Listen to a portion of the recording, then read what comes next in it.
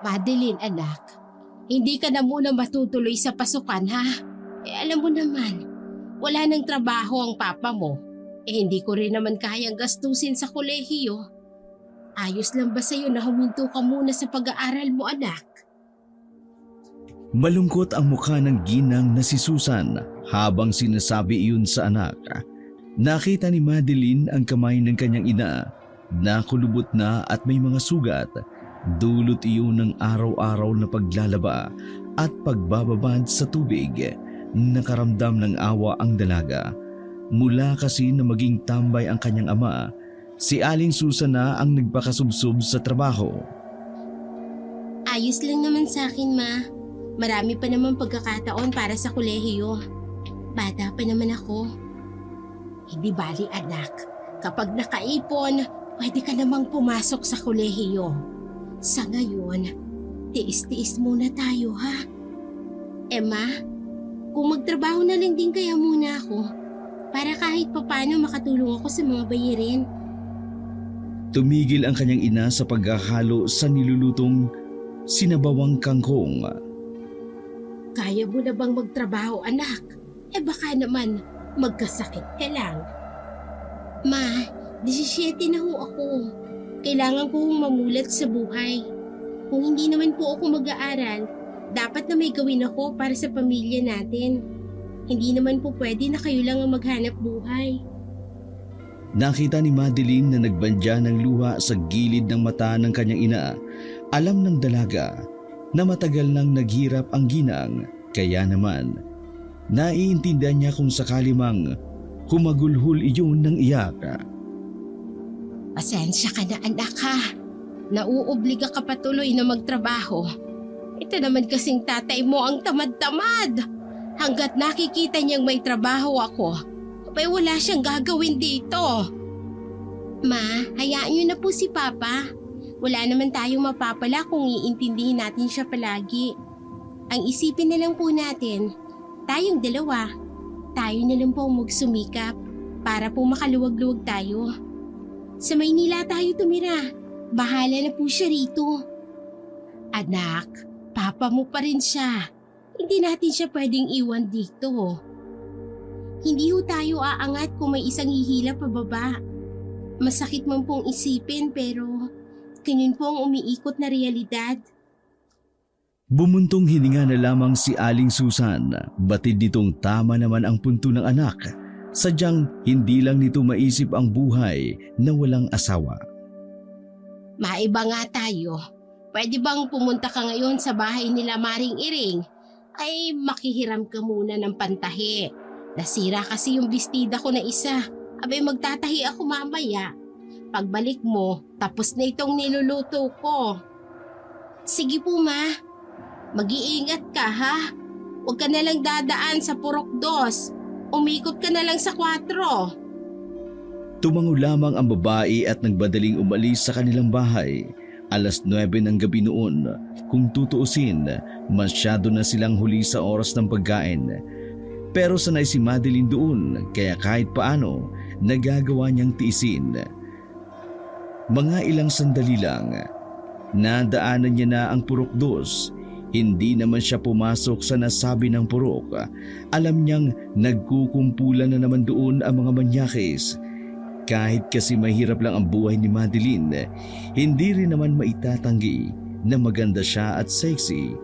Takaw tingin siya sa mga kalalakihan sa kanilang baryo. Maging ang mga uugod-ugod ay napatingin sa kanya. Kadalasang nababastos pa nga ang dalaga sa Purok 2, kaya naman yun ang laging iniiwasan niyang daanan. Bakit kasi sa Purok 4 pa nakatira si Aling Iring?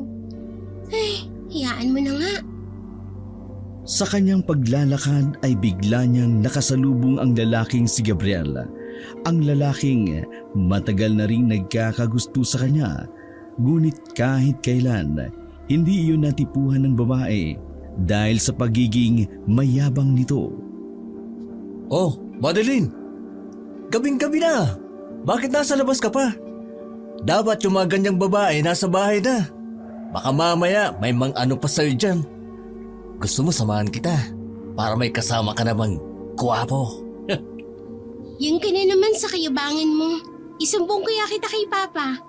Wala namang magagawa ang papa mo. Iuntog ko pa sa muscle ko yun eh. Diyan ka na nga. Nagmamadali ako eh. Teka lang! Bakit ka ba pakipot? May makikita ka pa bang kasing gwapo ko sa baryo natin? Wala na, ako lang. Oo na. Ang lakas ng hangin eh. Akala mo naman talaga kung sino.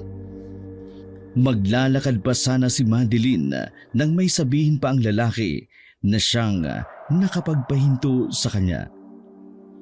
Nakakalimutan mo na ba na sa Purok 4 ang may aswang nung nakarang buwan?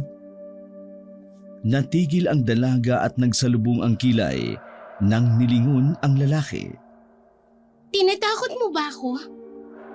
Tumawa ang binata at lumapit uli sa kanya. Hindi naman. Sinasabi ko lang sa'yo na hindi safe sa Purok 4. Taga doon ako eh. Alam ko kung anong nangyayari doon. Ano bang nangyayari doon? Uy, interesado siya. Takot ka no? Bahala ka nga. May napatay na aswang.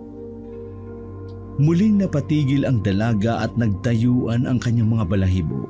Sa pagkakataong iyon, nakita niyang wala sa itsura ni Gabriel ang pagbibiro. Seryoso ang mukha nito. May napatay na aswang. Malapit sa hanging bridge papuntang kagubatan. Kani-kanina lang. Yung lasinggero kasi sa tindahan, may nakita silang lumilipad sa ere. Akala nila nung una agila. Pero napansin nila na katawan ay tao. Sinundan nila kung saan pumunta. At ayun, napatay nila ang aswang. Alam mo, tuwang-tuwa yung mga nakapatay. Kasi yung aswang daw, ang daming suot na alahas. Hindi nakapagsalita si Madeline. Matatakotin kasi siya pagdating sa mga aswang. Noong bata pa kasi siya, nakakita siya ng aswang sa bubong ng kapitbahay. Kaya naman, alam din niya sa kanyang sarili na totoo ang nilalang na yun. Ewan ko lang kung may halaga yung mga alahas noon ah. Pero pinagkukuha ng mga nakapatay eh. Kasi di ba, may paniniwala yung matatanda dito na ang mga alahas doon ng aswang may dalang swerte sa sino mang tao na makakukuha nun. Hindi na makayang pakinggan ni Madeline ang mga sasabihin ng lalaki. Kaya naman, nauna na siyang naglakad pero sinundan siya ng lalaki. Ay na ba? Bakit ka ba nakasunod? Taga Purok 4 ako. Uuwi ako sa amin. Di sasabayan na kita. Baka mamaya yun eh. Sige, ulitin mo pa. Hindi na nga. Sasabay na lang ako. 2 metro lang ang distansya ni Madeline kay Gabriel habang sila ay naglalakad. Marami namang poste ng ilaw sa kanilang dinaraanan. Kaya kahit paano, nababawasan ang kaba ni Madeline. Pagdating nila sa Purok 4, ay kaagad na tinungo ng dalaga ang bahay ni Aling Iring. Sumakto namang naabutan niya ang ginang na nagliligpit ng mga gamit sa bakuran. Dali-dali itong lumapit sa kanya na may pagkabahala ang mukha. Naku, bakit ka naman nagpunta ng ganitong oras? Alam mo ba kung anong meron ngayon dito sa purok namin? Naghihinala ang mga tao na may mga aswang na nakatira dito. Alam mo kasi, may napatay kasing. Biglang nakisingit si Gabriel. Nakwento ko na po sa kanya yung tungkol sa napatay na aswang. At sino ka naman? Taga rito rin po ako. Wala akong pakialam. Bakit ka ba nakikisabat? Wala kang modo. Ang bastos mo, no? Natahimik na lamang si Gabriel sa gilid at sa ibang direksyon na lamang tumingin. Nagsasagawa na ng investigasyon ng barangay. Lahat ng kahina-hinalang mukha, uhulihin nila. Lahat din ng hindi taga rito, pagbibintangan na aswang. Kaya iniisip nila, abay hindi lang isang aswang dito sa 4. Marami pa. Kung sa bagay po, no? Itong 4 po ang pinakamalaki sa lahat. Kaya po hindi malabong may nagtatago pong ibang aswang. Ay, sandali nga. Ano bang kailangan mo't naparito ka sa ganitong oras? Si Mama po kasi, manghihiram daw po ng pantahi. Nasira na naman po kasi yung bestida niya. Pantahibay ka mo. Ay sige, sandali lang ha. Umalis ang matanda at pumasok sa kanilang bahay. Pagbalik nito ay dala na nito ang lalagyan ng mga sinulid at karayom. Kaya naman kasama na rin ng ginang ang lalaki nitong anak na si Joaquin. Eto na ang pantahi. Kahit sa sunod na buwan nyo na yan isauli. Pag natapos ng investigasyon dito, delikado nga rito sa amin. Ay, siya nga pala, Iha. Eto si Joaquin, ha. Ihahatid ka niya hanggang sa inyo. Pa'y kababae mong tao. Delikado kung mag-isa ka lang na maglakad pa uwi. Naku, hindi na po, tita. Kaya ko naman pong maglakad na mag-isa. Ihahatid na kita. Mas maganda nang sigurado tayo kaysa sa hindi. Isa pa, wala naman akong ginagawa. Ilalaan ko lang sa'yo yung libre kong oras. Nakaramdam ng hiya si Madeline sa kanyang narinig habang tila nakukorniya naman si Gabriel sa gilid. Hinayaan na lamang ng dalaga ang binatang si Joaquin sa gusto nito. Nagpaalam na sila kay Aling Iring at nagsimula na ring maglakad. Teka, bakit ka ba sumusunod? Pre, ako nang bahala maghatid sa kanya. Pwede ka nang umuwi. Tumawa ng mahina si Gabriela na parabang nang aasar lang. Sa tingin mo ba nandito ako para ihatid siya? Iisa lang ang daan natin, no? Nakalimutan mo ba? Papunta rin kasi ako ng Purok Uno kanina. Hinatid ko lang itong si Madeline kaya nandito ako ngayon. Kanina pa ako dapat nandun eh. Sus, para-paraan. Hala, ano ba akala mo? Porke maganda ka, ikaw iniintindi ko. Ayos ka lang ba? May iba akong lakad sa Purok Uno. Di sumabay na lang kayo sa akin. Ikaw ang sumabay sa amin. Kayo ang sumabay sa akin. Ang kukulit nyo. Pareho lang naman yung sinasabi nyo eh. Kapag ako nainis, maglalakad ako mag-isa. Kaya mo bang labanan ng aswang, Madeline? Hindi, di ba? Kaya kailangan mo ng kasabay na katulad ko, na kayang… Tama na, Madeline. Muna na tayo. Napamura na lamang sa isipan ang lalaking si Gabriel. Pero wala naman siyang nagawa, kundi ang sumunod na lamang din sa dalawa. Makalipas ang ilang minuto, ay narating na rin nila ang bahay ng dalaga. Maraming salamat, Joaquin. Pakisabi kay tita, salamat din. Maraming salamat din. Wow! Kailan kaya ako makakarinig ng salamat mula sa'yo? Kapag matino ka ng tao. Sus! Gusto ng matino, pero siya hindi matino. May sinasabi ka? Wala. Ang sabi ko, pumasok ka na sa bahay niyo at ako nang bahala magatid dito kay Joaquin. Baka sakaling itong si Joaquin ay marunong magpasalamat. Sa pilitang hinila ni Gabriel ang lalaking si Joaquin, kampante naman si Madeline na hindi mag-away ang dalawa kahit pa magkaklase iyon sa school. Dating matalik na magkaibigan pero nasira iyon dahil sa isang pangyayari. Bumuntong hininga na lamang ang dalaga. Ay, nandiyan ka na pala, anak. O heto, nakahanda na ang pagkain natin. Maraming salamat ha. O yan, damihan mo ang kain mo.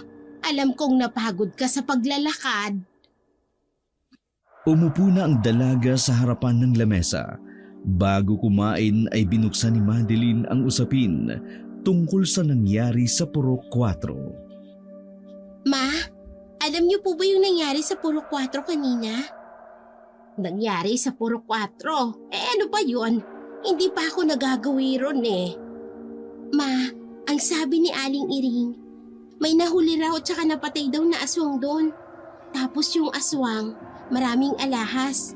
Kinuha daw ng mga nakapatay yung alahas. Kasi di ba po, pampaswerte yun? Naku, may nahuli na naman palang aswang. Diyos ko. Na naman? Oo anak, yung huli bago yun. Yung nagliligawan pa lang kami ng papa mo. Ang papa mo nga mahilig sa mga aswang-aswang na kwento. Talaga po? Oo, abay interesado ang papa mo noon sa mga aswang. Kasama niya noon si paring Amboy. Lagi silang naghahanap ng aswang. Alam mo kasi, yung mga aswang dati, may mga alahas sa katawan.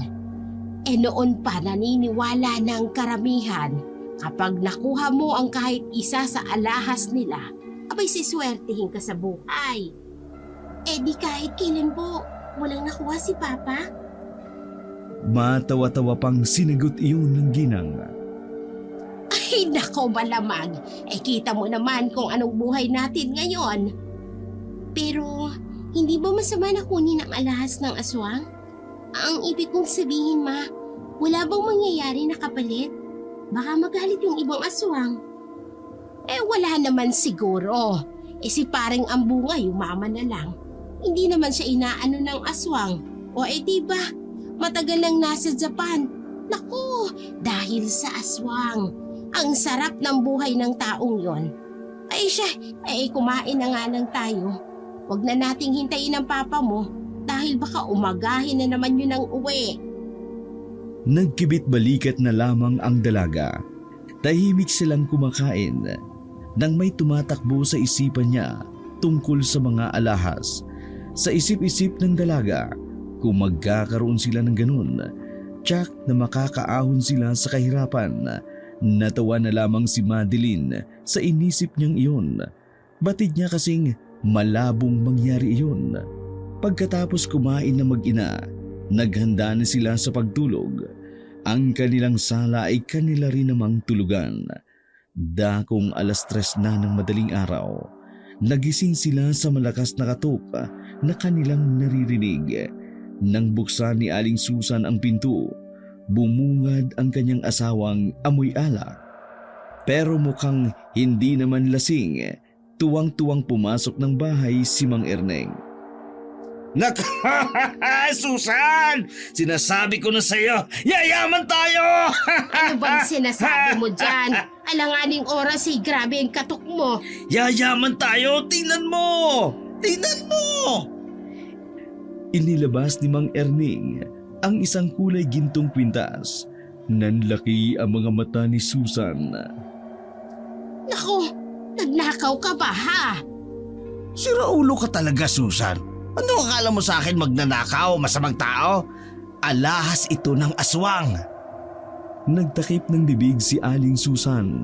Nabigla si Madeline noong mga oras na yun. Ibig sabihin pa, kasama kayo sa mga nakapatay ng aswang sa Puro 4? Ang galing mong bata ka. Bakit mo alam?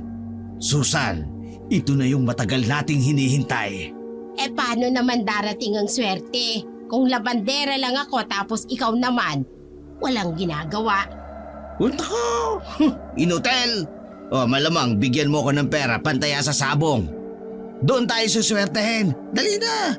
Akin ang pera at mamaya pupunta ako sa bayan para kumita tayo. Dali na! 200 na lang ang pera natin dito. Pang-ulam natin sa 2 araw na ito. Naku, ayos lang yan. Lalago yan sa akin. Wala ka bang tiwala?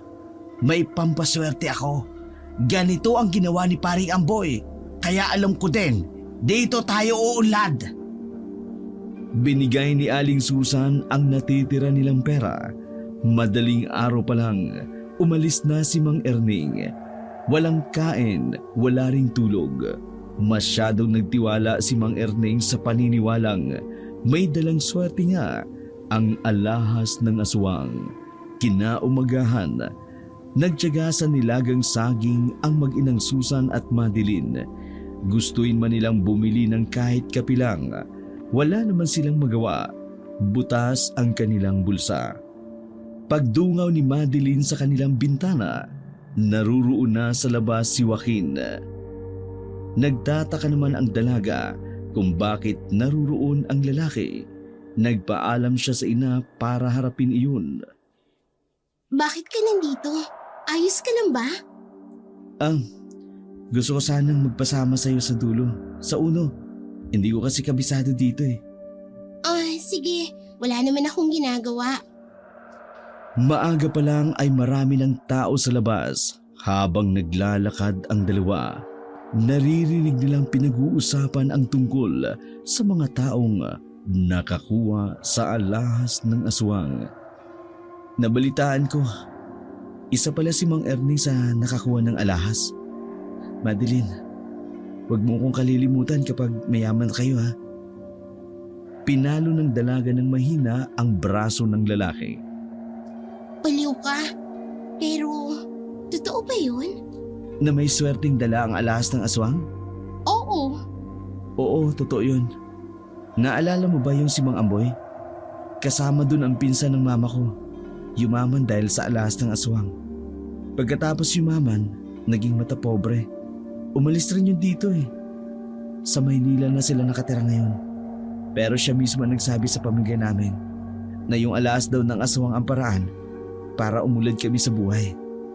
Kung ganon, Oo, Madeline, may malaking tsansa na uunlad na kayo. Kailangan lang ng tatay mo na malaman kung saan siya swerte. kinakabahan lang kasi ako Kinakabahan? Saan? sa pwedeng mangyari sa mga nakakuha ng alahas ng aswang. Paano kung balikan sila ng ibang aswang dahil sa ginawa nila? Palagay ko hindi naman. Takot ang mga aswang sa tao eh. Tsaka dapat noon pa. Kita mo naman si Mang Amboy. Buhay pa rin hanggang ngayon. Sa Japan na nga lang sila nakatira. Masama pa rin ang kutob ko. Ewan ko ba? Huwag ka na kasing mag-isip ng kung ano-ano. Nasa utak lang naman ng tao ang takot. Oh, yun na palang bibilihan ko. Lumapit ang dalawa patungo sa tindahan ng tulya. Hindi nila inaasahan na naruroon din pala si Gabriel. Kaya naman, agad na nagbago ang ihip ng hangin para kay Madeline. Malayo pa lang, kitang-kita niya na ang ngiti ni Gabriela. Ay, kainis. Bakit nandito pa yan? Huwag mo nalang pansinin. Bumili sila na parang hindi nakikita si Gabriel sa gilid. Hindi naman sila ginambala ng lalaki. Doong oras na yon ay parang may isang himala na nangyari. Pagtingin ni Madeline sa binatang si Gabriel, tila may lungkot sa mukha nito. Lungkot na hindi alam ng dalaga kung ano ang dahilan. Alam mo ba kung bakit parang malungkot si Gabriel? Concern ka ba? Hindi naman. Ibig kong sabihin, nakakapanibago. 10 taon kasi ng pagkamatay ng lola niya ngayon. Yung inaikwento ko sa'yo dati, yung namatay kasi na parang kinulam daw o ano, basta ganun. Ah, kaya pala. Napatingin na lamang si Madeline kay Gabriel na abala namang namimili ng tulya. Hindi niya na lamang inintindi iyon at naglakad na rin paalis. Ilang oras pa ang nakalilipas. Naging abala ang dalaga dahil sa dami ng labahang ibinagsak kay Aling Susan. Tinutulungan kasi ni Madeline ang ina para mas madali silang matapos. Habang nagsasampay, biglang dumating ang manong na si Erning. Pagpasok pa lang nito sa kanilang bakuran ay malapad na ang ngiti nito. Oy, anong meron at malapad yata ang ngiti mo, Erning? Susan, Madeline, itapon nyo na ang mga labahan na yan. Dahil ngayon, hindi na kayo maglalabada. Ha? Ay, anong sinasabi mo dyan? Lasing ka na naman ba, Erning? Pumasok si Mang Erning sa bahay at sumunod naman ang dalawa. Inilapag ni Mang Erning ang isang bayong. Pagtingin na mag-ina sa laman nito, nagulat sila dahil puno iyon ng pera. Pa, ang daming pera nito ah. Saan ito galing?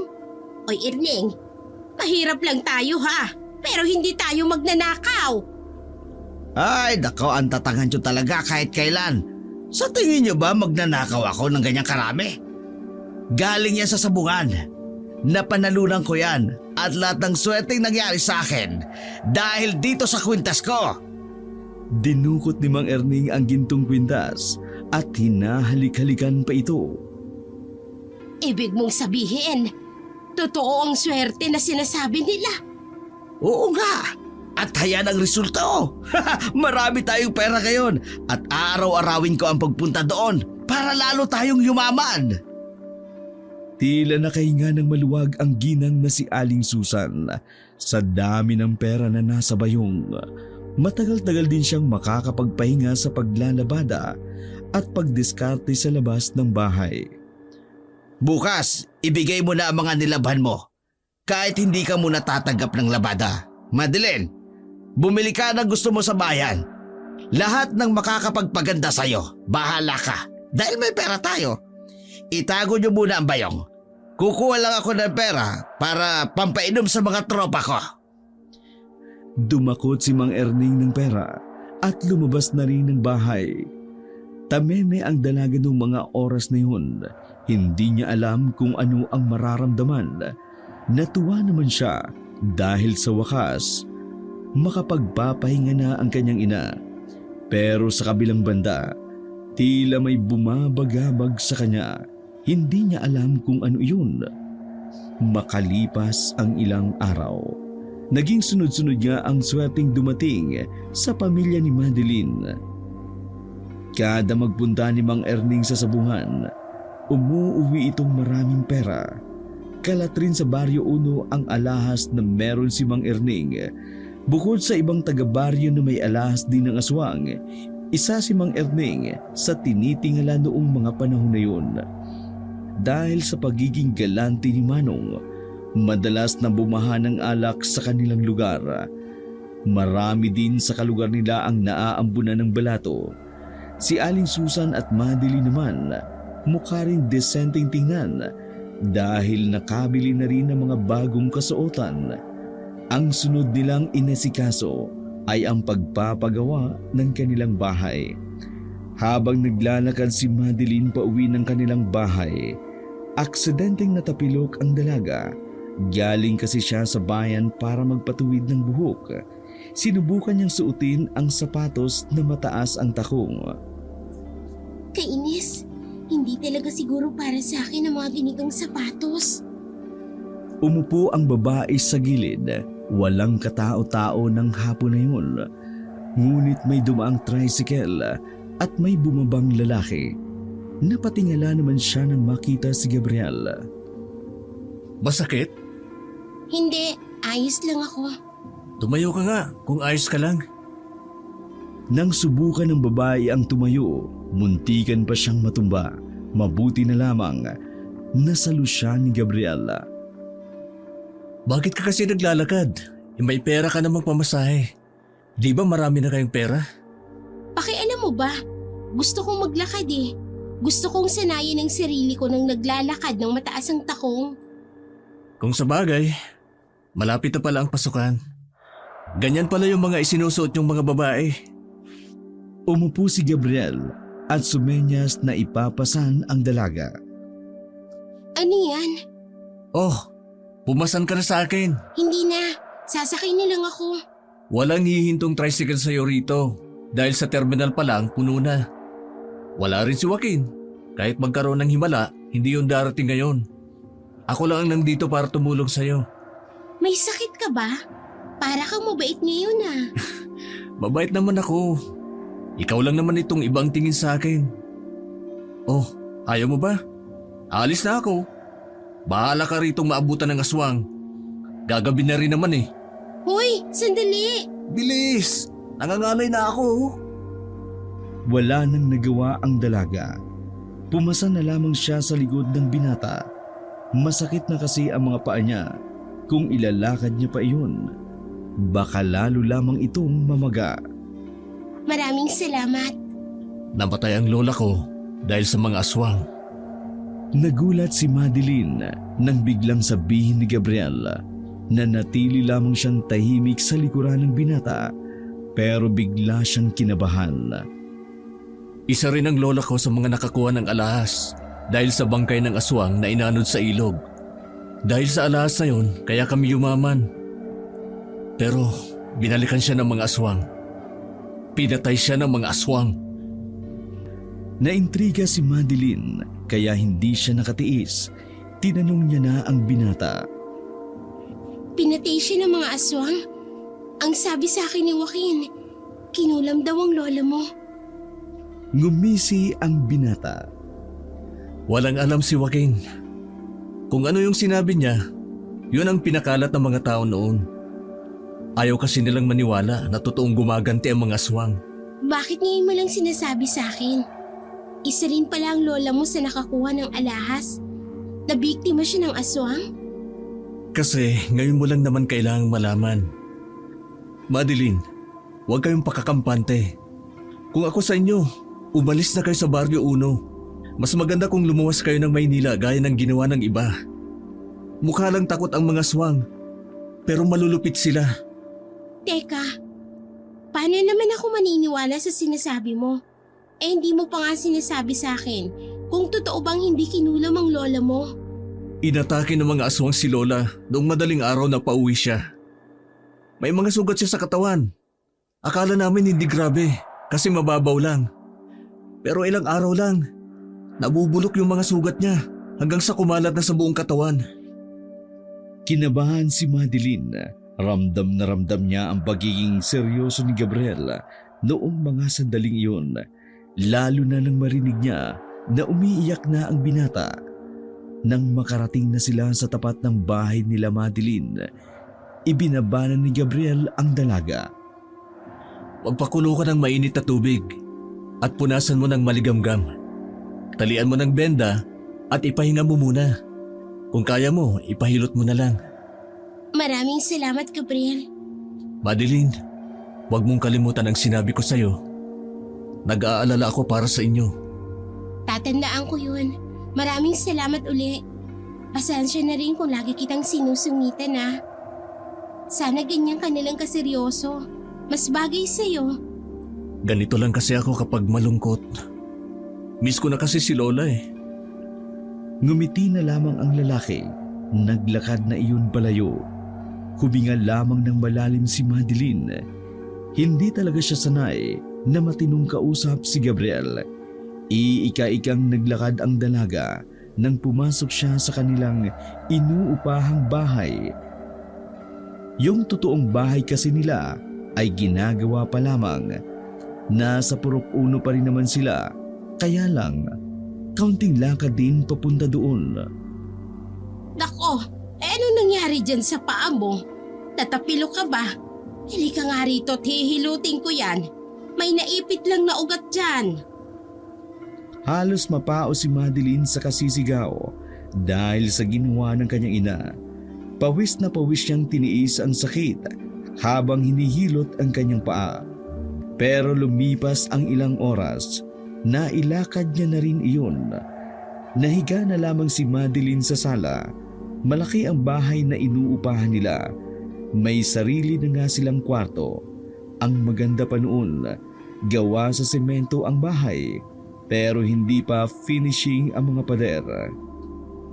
Ma, nasan po ba si Papa?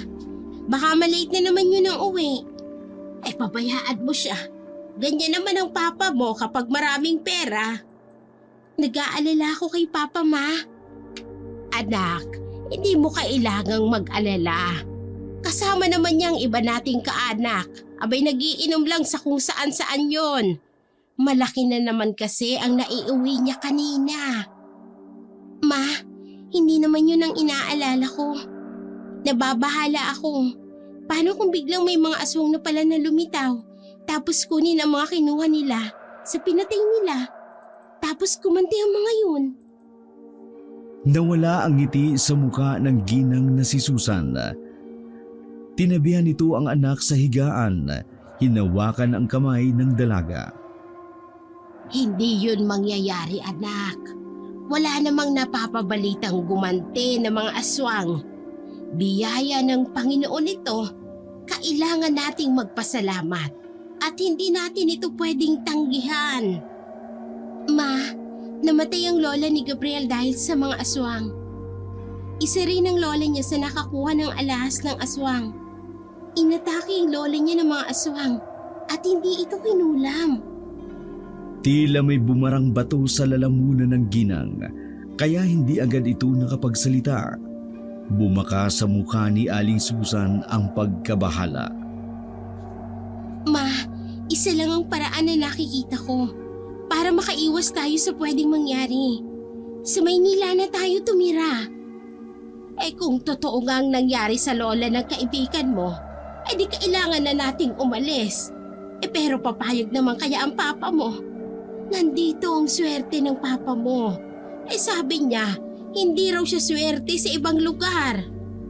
Kailangan natin siyang pilitin, Ma. Huwag na nating hintayin na may mapahamak pa bago tayo kumilos.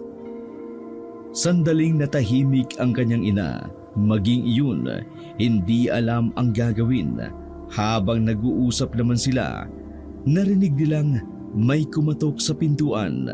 Tumayo si Madeline para buksan iyon. Isang lalaking nasa edad 40 yata ang bumungad sa kanya. Ang suot ay parang pangpulubi, kaya akala ni Madeline ay manghihingi ito ng limos. Dudukot na sana ng pera si Madeline para magbigay ng pera. Nagsalita ang lalaki. Wala ho ba rito si Mang Erning? Lumapit na rin ang ginang na si Susan. Wala siya rito ngayon. Bakit mo siya kilala? Magkakilala ba kayo? Hindi ho. Naririnig ko kasi ang pangalan niya sa kahit saan ako magpunta. Sikat kasi siya dahil doon sa alahas ng aswang na may dalang swerte. Ngumiti ng malapad ang lalaki. Nakita na mag-ina ang malaking ngipin nito na naninilaw. Anong kailangan mo sa asawa ko? Ihingi ka ba ng balato? Ako na lang ang magbibigay. Baka kasi gabihin yon o baka hindi na naman makauwi. Hindi na ho. Hindi ko kailangan ng pera.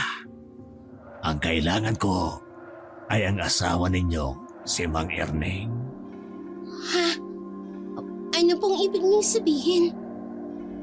Dahan-dahang umatras ang lalaki habang nakatingin pa rin sa kanila. Gusto ko lang ho sanang sabihan siya na palaging mag-iingat kapag aalis. At sana hindi magtagpo ang landas naming dalawa. At gusto ko lang din hong sabihin sa inyo na iba ho kapag ang aswang na ang kumilos para bumawi. Nang tuluyan ng umalis ang lalaki, saka lamang kinilabutan ang mag-ina. Dali-daling isinara ng ginang ang kanilang pintuan. Namutla si Madeline noong mga oras na yun. Pareho sila nang naiisip ng kanyang ina na ang lalaking kanilang kausap ay hindi isang tao, kundi isang aswang. Sa takot na mag-ina, mabilis silang nagtungo sa barangay noong gabing yun. Isinumbong nila ang nangyari. Inilarawan nila kung ano ang itsura ng lalaki. Higit sa lahat, sinabi nila na aswang ang lalaking iyon. Kinabukasan, inumaga ng uwi si Mang Erning. Galit na pumasok ang manong sa bahay nila. Naabutan nitong nag-aalmusal si Aling Susan at si Madeline. Susan! Ano itong naririnig ko? Na may mga taong pumunta sa barangay kagabi. At sinabi mo pang may naghahanap sa akin na aswang? Anong kalokohan na naman yon? Padabog na ibinagsak ni Mang Erning ang daladala nitong bayong na may laman na namang pera. Susan! Erning, totoo naman. Aswang ang lalaki naghahanap sa'yo. Sinabi pa nga sa amin na iba raw ang aswang kapag kumilos. At anong katibayan mo sa aswang na yon, ha? Nagpalit ba ng anyo? Ano? Iyon ang sinabi niya. Sa galit ni Mang Erning, nasampal nito ng malakas ang ginang. Muling napaupo si Aling Susan sa lakas ng sampal. Nilapitan naman agad ni Madeline ang kanyang ina. Kahit sino rito, pwedeng sabihin na aswang sila para takutin ako. Tingnan mo ngayon ginawa mo. Dahil kalat na sa purok uno ang sinabi mo. Lahat ng yayain ko uminom, natatakot. Kasi nga, baka daw madamay sila sa ganti ng aswang. Pinaya mo ko sa mga tao. Pa, tama na. Bakit ba kasi hindi mo na lang aminin na may posibilidad na gumanti ang mga aswang? At saka, mismong ikaw na ang nagpapatunay na totoong aswang, di ba? Hindi mo dapat minamaliit ang mga aswang dahil hindi sila mga tao. Hinila ni Mang Erning ang buhok ng dalaga at sapilitang hinarap. Isa ka pang babae ka! Wala kang ang ambag sa pamilyang ito! Binabali mo pa ang utak ng mama mo! Siguro kaya yan nagkakaganyan. Kasi kung ano-ano ang sinasabi mo. Pwede ba ha? Huwag na huwag kang makikialam. Tsaka ano sinasabi mong huwag silang mamaliitin ha? Kasi hindi sila tao. Tanga ka ba? Kaya nga dapat hindi tayo matakot. Kasi tayo ang tao at sila ang hindi. Mas mataas tayo sa mga nilalang na yan dahil salot ang mga yan! Kailan ba kayo maniniwala kapag may nangyari ng masama sa amin ni Mama? Lumapat ang palad ni Mang Erning sa makinis na mukha ng babae. Lumagapak ang dalaga sa sahig sa lakas ng pagkakasampal. Erning naman, maiintindihan ko kung ako lang ang sasaktan mo. Pero itong anak natin, wag mo namang idamay. Walang modo ang siraulo na yan eh. Tunay nga na mas nagiging demonyong isang tao kapag nagkakapera. Kayo na ang pinaka-perpektong halimbawa. Aba talagang napakawalang ihawa! Sige, subukan mo ulit saktan ang anak natin. Ako na ang makakalaban mo. Bakit? Ano bang kaya mong gawin, ha? Wala ka namang pera. Lahat ng meron kayo ngayon dahil sa akin. Kaya wag na wag kayong magmamalaki. Naiintindihan nyo? Sa inyo na ang lahat ng pera mo. Mas pipiliin pa namin kumain ng kamote araw-araw kesa kumain ng masarap. Pero nasa alanganin naman ang buhay. Sana hindi ka magsisi na hindi mo kami pinakinggan. Walang ano-ano'y sinabunutan ni Mang Erning ang dalawa. Itinulak na malakas palabas ng pinto. Sumubsob pa ang mag-ina dahil sa kawalan ng balanse. Wala akong pakialam sa inyo kung ganyan kayo. Hahanap na lamang ako ng bagong pamilya na hindi ako tinitingnan na masama. Humagulhol na lamang ng iyak ang ginang. Sa nangyaring iyon, doon lalong nabuo ang paggamuhi ni Madeline para sa kanyang ama. Nasabi na lamang niya sa kanyang sarili na sana gumanti ang mga aswang kay Mang Erning. Sa kalaliman ng gabi, hindi alam na mag-ina kung saan sila pupunta. Nahihiya naman silang makisiksik kay Aling Iring dahil marami na ang tao sa bahay nila. May dala naman silang pera, kaso nga lang wala naman silang matutulugan hanggang sa isang itim na sasakyan ang huminto sa kanila. Sakay na! Gabriel, Nakasakay ang binata sa sasakyan sa unang pagkakataon. Nakita ni Madeline kung gaano kadesente ang binata. Mayaman naman kasi talaga si Gabriel. Sadyang may pagkasiraulo lamang. Aling Susan, sakay na po kayo. Doon po muna kayo sa bahay. Hindi na nagpatumpik-tumpik pa ang mag-ina dahil sa takot na baka may aswang sa paligid. Agad rin silang sumakay.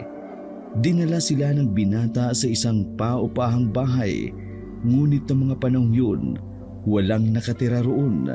Tanging si Gabriel lang ang tumutuloy doon. Maraming salamat, Manong. Pakisabi kina Mama at Papa, dinala ko si Aling Susan at Madeline dito. Tumangulang sa kanya ang driver nila at umalis na rin.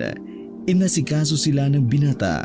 Kalaunan, nakatulog na si Aling Susan dahil sa pagod at sama rin ng loob. Ang naiwang gising ay si Madeline at Gabriel na nasa sala lamang habang kumakain ng mani. Bumalik ako kanina. May nakita kasi akong kahina-hinalang lalaki na aali-aligid sa bahay ninyo. Tapos, doon ko na narinig na galit si Mang Erning. Hindi na nagsalita pa ang dalaga, ngunit baka sa mukha nito ang labis na kalungkutan. Madeline, dito na muna kayo ha. Mas mainam na ito kasi baka madamay pa kayo sa gagantian ng aswang. Ako lang naman ang nandito. Isa pa, wala namang problema kina Mama at Papa na nandito kayo. maraming salamat, Gabriel. Nakakahiya. Hindi mo kailangang mahiya. Malaki rin naman ang utang na loob namin kay Aling Susan. Naalala ko noon, si Aling Susan lagi ang naglalaban ng mga damit namin. Kahit na wala pa kaming pambayad, ayos lang sa kanya.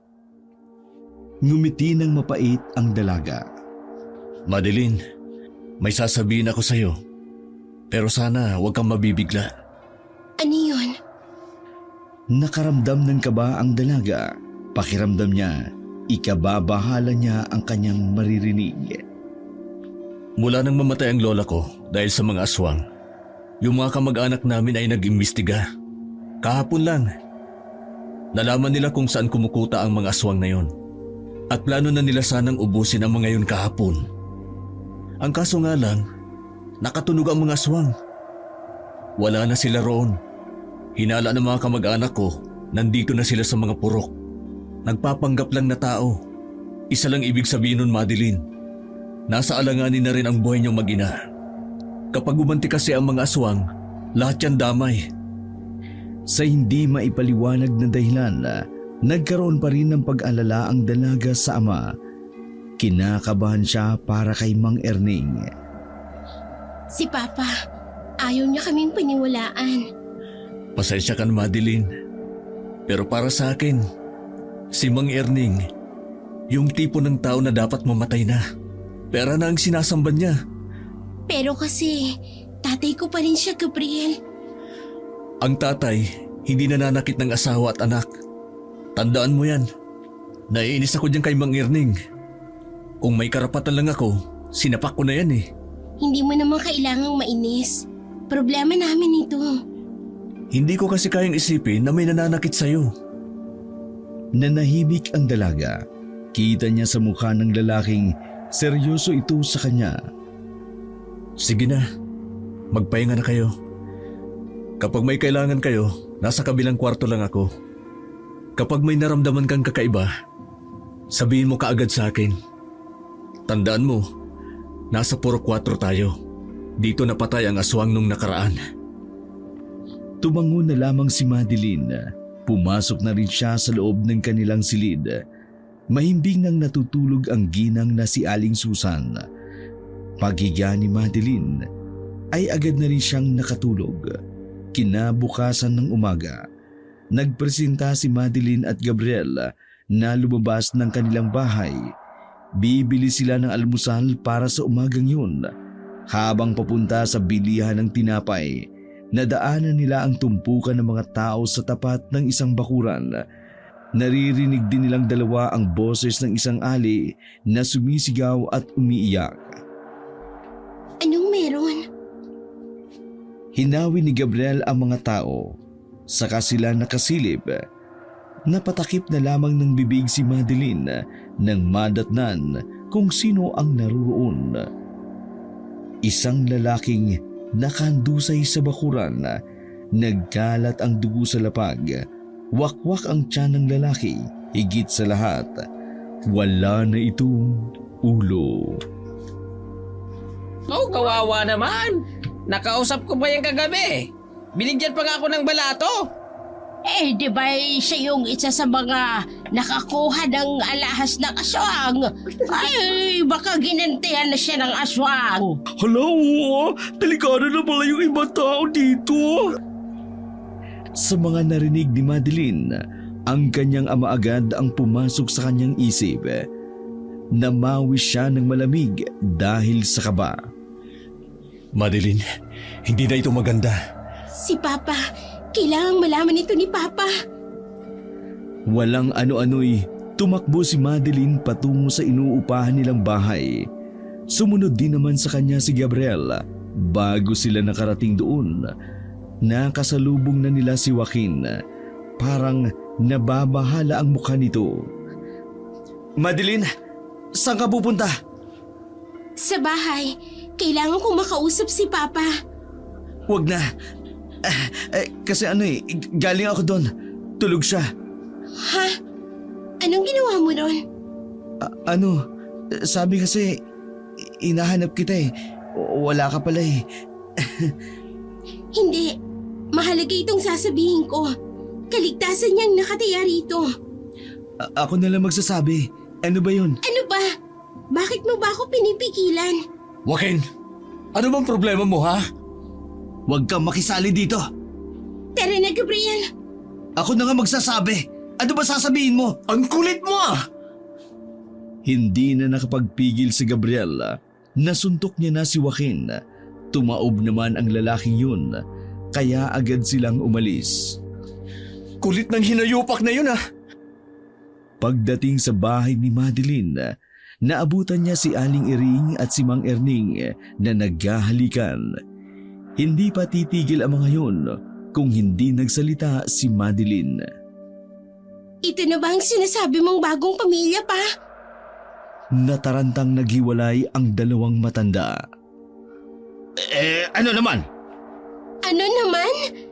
Naririnig mo ba ang sarili mo? Kaibigan ni Mama si Aling Iring. Mas marunong sa buhay itong si Ering, kaya... May pera ka lang kaya ka nilalapitin yan. Gusto mo naman yatang masaktan, ano? Humarang si Gabriel sa pagkasabing iyon ni Mang Erneng. Mapipilitan po akong saktan kayo kapag sinaktan niyo ulit si Madeline. At sino ka naman, ha? Boyfriend ka ba ng walang kwentang batang yan? Napakahayop nyo. Habang si Mama nag-aalala sa'yo, heto kayo, nagtataksil. Sana lang talaga dito na mapadpad ang aswang mamayang gabi para ikaw nang sumunod na biktima ngayong umaga. At ikaw, Aling Iring, madamay ka rin sana. Tila nabahala si Mang Erning at Aling Iring sa kanilang narinig. Paglabas nila ng bahay, nakita pa nila si Joaquin na nasa labas. Hindi makatingin sa mata ng dalaga, pero hindi rin iyon pinansin ni Madeline. Mga hayop sila. Mga hayop. Bagsak ang balikat na bumalik ang dalawa. Naabutan nilang nagwawali si Aling Susan sa bakuran. Hindi na nagdalawang isip pa si Madeline. Sinabi niya na sa ina ang kanyang nalaman. Magmula ngayon, wala na tayong pakialam sa kanila. Tayo na lang, anak. Tayo na lang. Yun na lamang ang sinabi ni Aling Susan. Hindi ito umiyak, ngunit baka sa mukha nito ang sakit. Napigil lamang ilabas dahil nahihiya sa dalaga. Kinagabihan, kinakabahan si Madeline dahil alas 7 na. Hindi pa rin nakababalik si Gabriel. May kinuha kasi ang binata sa isa pa nilang bahay sa gitna ng puro 4. Ano na kayang nangyari kay Gabriel? Nag-aalala na ako. Magdasal na lamang tayo sa Panginoon na makabalik siya ng ligtas, anak. Maya-maya lamang ay natanong nila ang pagparada ng itim na sasakyan sa tapat. Nagmamadaling bumaba roon si Gabriel kasama ang driver nilang si Mang Isko. Meron silang mga bitbit na sako. Nag-alala ako. Akala ko kung ano nang nangyari sa'yo. Pasensya na kung natagalan. Kinumbisi ko pa kasi si Tito na ipahiram sa akin ang mga gamit na ito. Sumilip ang dalaga sa dalawang sako. Nanlaki ang mga mata nito nang mapagtanto kung ano ang laman noon. Mga baril? Gabriel, gumagamit ka niyan? Ay, Diyos ko, iho. Bakit may mga ganyan ka? Makinig ho kayo. Nakatanggap ng tip ang mga kamag-anak ko. Ngayong gabi na raw po gaganti ang mga aswang. Yung napatay pala nila Mang Erning, anak ng mayamang aswang. Kaya siguradong magiging madugo ang gabing ito. Ipinasok nila sa loob ang mga baril. Isa-isang sinalansan ni Gabriel at Isko ang baril sa lamesa. Aling Susan, sasama namin kayo rito ngayong gabi. Baka kasi may mapuntang aswang dito. Bukas po ng umaga, aalis na tayo. Dadalhin namin kayo sa Maynila. Doon na po kayo titira, sabi ni Mama at Papa. Iho, sobra-sobra na ang tulong na ginagawa mo para sa amin. Bakit mo ba ginagawa ito? Huminga muna ng malalim si Gabriel at gumiti kay Aling Susan. Ayaw ko po kasing mapahamak kayo, at lalo na si Madeline. Ikaw ba ay may gusto sa anak ko? Kung alam mo lang, Iha, ikaw ang bukang bibig. Mang Isko! Natawa na lamang ng pilit ang dalaga, pero sa loob-loob nito, nahihiya na siya. Maya-maya pa'y inihanda na rin nila ang dapat nilang gawin sakaling dumating man ang mga aswang. Habang nasa loob sila ng bahay na yun, may mga naririnig silang sigawan sa kanilang kalye. Yun ang hudyat na may nangyayari na ngang hindi maganda. Iniisa-isa ang mga taong kumuha sa alahas ng aswang. Sir Gabriel, naipwesto ko ng sasakyan sa likuran. Handang-handa na yon. Sakaling kailanganin na nating tumakas. Maraming salamat, Mang Isko. Aling Susan, Madeline, kunin niyo ho ito. Binigay ni Gabriel ang itak at halatang bago pa dahil sa kintab. Hindi ko alam kung kaya ko bang itaga ito, iho. Basta ho, isipin niyo lang po na aswang ang mga makakaharap natin. Madeline, ayos ka lang ba? Kaya mo ba? Kakayanin ko. Pumesto na si Mang Isko at Gabriel sa bintana. Binabantayan nila ang paligid kung may mapapadaang aswang. Nakapatay na rin kasi ang ilang ilaw ng mga sandaling yun. Flashlight lang ang ginagamit ni Gabriel sa tuwing titingin siya ng oras. Sir Gabriel, dito sa gawi ko, may nakikita kong tao na nakatayo. Nakatingin yata dito. Tumungo si Gabriel sa pwesto ng matanda. Napasilip siya doon. Nakita niyang gumagapang ng dahan-dahan ang lalaking nasa labas. Palapit iyon sa kanila, kaya inihanda nila ang kanilang mga sarili. Madeline, kumanda kayo. May isa na sa labas. Tumango na lamang ang dalaga. Kung maliwanag lamang ang bahay na yun, makikita ng labis ang kanilang pamumutla. Mga ilang sandali lang ay nakarinig na sila. Nang magkasunod na katok, sumilip si Gabriel sa maliit na butas ng pinto. Bukod sa lalaking nakita nilang gumagapang, may dalawa pa sa tapat ng pinto. Nakiramdam lamang sila. Pilit na binubuksan ang pinto na nasa labas dahil gumagalaw ang doorknob. Mas lalong kinabahan si Madeline nang marinig nilang may nagsalita sa labas. Magandang gabi ho. Alam mo naming may tao dyan sa loob. Naaamoy po namin kayo. Oho, amoy na amoy ho. Lalo na yung dalawang babae na asawa at anak ni Mang Erning. Tandang-tanda ko ang amoy ninyo. Buksan niyo ang pinto. May gusto na akong sabihin. Nagkausap na ho tayo kahapon. Nanatili silang tahimik noong mga sandaling yun. Kahit paghinga ay hindi nila gaanong nilalakasan. Wag lang silang makalika ng ingay. Kung hindi niyo bubuksan ang pinto, mapipilitan kaming pumasok sa parang alam namin. Magbibilang ho ako ha. 1. Napapalunok ng laway si Madeline habang si Gabriel at Mang Isko naman ay nakatutok lang ang baril sa pinto. 2. 3. Lumakas ang kalabog sa labas ng pintuan. Hindi nagdalawang isip si Gabriel at Mang Isko. Gamit ang mataas na kalibre ng baril, niratrat nila ang pinto. Naramdaman nilang parang tinamaan at nagpulasan ang mga aswang na nasa labas. Sir Gabriel, sa kabilang banda, meron din. Sige, doon ka. Ako rito. Gabriel, pakiusap. Mag-ingat kayo. Kayo rin. Sa madilim na sala ay magkayakap lang si Aling Susan at Madeline. Sa mga sumunod na minuto ng eksenang yun, mas lalong dumami pa ang lumalapit na aswang sa kanila. Nabigla si Gabriel na ganun pala karami ang mga aswang na nasa 4. Bukod pa roon, ang mga aswang na nasa ibang bahay.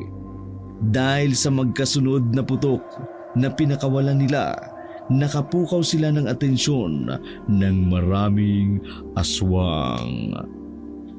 Madeline, maganda na kayo. Dumadami na sila ng dumadami. Aalis tayo ngayon. Hindi magandang mapalibutan tayo. Lintik na mga aswang ito. Ayaw maubos. Dahil sa pagdagsa ng mga aswang sa bahay nila Gabriel, napilitan na lamang silang lisanin iyon. Dumaan sila sa inihandang daan ni Mang Isko. Pagdating nila sa likod bahay, mabilis silang tumakbo sa damuhan. Kailangan nilang malagpasan iyon dahil sa bandang dulo ang naghihintay nilang sasakyan. Ay Diyos ko! Ang bagal niyo! Bubuhatin ko na ho kayo! Ay, sigurado ka ba dyan? Walang nagawa ang ginang ng buhatin siya ni Mang Isko. Kahit kasi may edad na rin, malakas pa naman si Mang Isko dahil alaga nito ang katawan. Madeline, takbo lang! Huwag nang lumingon! Paglingon nila sa kanilang likuran, natanaw nilang nasa bubong na ng bahay ang mga aswang. Alam nilang susunod ang mga iyon sa kanila, kaya naman mas binilisan pa nila ang kanilang takbo. Ayun na! Ayun na ang sasakyan natin! Mauna na muna kayo! Babarilin ko na ang mga ito para mapabagal ko sila! Gabriel naman, baka mapano ka pa niyan? Sige na Madeline, sumunod ka na sa kanila. Dalawa tayong mapapahamak kapag kumulit ka pa. Kasi naman nakakainis ka. Ngumiti si Gabriel sa kanya. Ayos lang ako. Susunod din ako agad kapag nakita kong nakasakay na kayo. Dali na! Labag man sa kalooban ni Madeline, iniwan na lamang niya ang binata. Bawat hakbang ay parang nagdadalawang isip pa siya, pero naiisip din niya, ayaw niyang sayangin ang sakripisyo ng binata. Kaya naman, binuhos niya ang kanyang lakas para lang makarating sa sasakyan. Anong ginagawa ng batang yon? Bakit nagpaiwan pa? Huwag ko kayong mag-alala. Susunodin yan. Pinagana ni Mang Isko ang makina. Nang mapansin iyon ni Gabriel, mabilis itong tumakbo patungo ng van. Huwag mo nang uulitin yan. Depende pa yun sa sitwasyon. Kaya di ko yun mapapangako. Mang Isko, ingat sa maneho. Naiwan nila ang mga aswang. Nakahinga sila ng maluwag nang makitang wala nang humahabol sa kanila. Aling Susan, Madeline, ayos lang ba kayo? Wala bang nasaktan sa inyo? Ayos lang naman kami. Ikaw ayos ka lang ba? Huwag niyo po akong alalahanin. Ayos lang po ako. Sir Gabriel, mukhang mahihirapan ho tayong makalabas ng Purok 4. Tumigil ang sasakyan sa gitna ng kalsada. May mga puno kasi nakaharang na nakatumba sa daan. Pambihira! Napakamalas naman natin! Sino namang gumawa niyan? Mga aswang, alam nilang sa Purok 4 ang pinakamalapit na labasan para makapunta sa bayan. Kaya isasara talaga nila ito. Ay, salbahe talagang mga aswang na yan. Ano nang gagawin natin? Wala tayong pagpipilian. Babalim tayo. Sa Purok 1 tayo dadaan papuntang bayan. Magiging mas mahirap ang pagdadaanan natin. Kalat na ang mga aswang sa bawat purok. Umandar naman ang kaba sa sistema ni Madeline. Buong akala niya'y nakaligtas na sila sa mga aswang. Pero hindi pa rin pala tapos ang lahat. Kasalanan nito nila Erning. Kung hindi sana nila pinatay ang aswang na yon, wala sanang nanggugulo ngayon. Kung ibabalik ba ang alahas titigil kaya sila? Aling Susan, hindi na po sila titigil. Sa oras kasi na ninakaw na sa kanila ang alahas, wala nang halaga sa kanila yon. Ang iniisip na lang ay papaano makakaganti sa nangyari sa kasama nila. Kaya dapat mas maging matatag pa tayo ngayon. Mang Isko, handa ka na ba? Sir Gabriel, may alam akong daan na hindi gaanong nadadaanan ng mga tao. Malaki ang tsansa na walang aswang doon. Mula rito sa Purok 4, tatagos tayo sa 1. Sige ho, duman tayo dyan. Ikaw na ang bahala. Kinabig ni Mang Isko ang manibela pabalik. Bumuntong hininga lamang si Madeline. Gusto niyang ihanda ang kanyang sarili sa maaaring mangyari. Habang tinatahak nila ang daan, hindi maiwasan ni Madeline na hindi mangamba. Nabahala siya para kay Gabriel at Mang Isko. Makalipas lang ang ilang sandali, nalagpasan nila ang Purok 2. wala naman silang nakasalubong na kahit isang aswang. Yung daan kasi na yun ay lumang daan na, hindi na dinadaanan pa dahil malapit ng ituring na main road. Sir Gabriel, patungo na tayo sa Purok 1. Humanda na po tayo. Baka mas marami ng aswang dito. Malayo pa lang ay tanaw na nila ang Purok 1. Tahimik at wala silang nakitang nagkakagulo. Akala nila sa Purok 4 lang may mga aswang. Binagala ni Mang Isko ang pagpapaandar dahil masikip ang daan.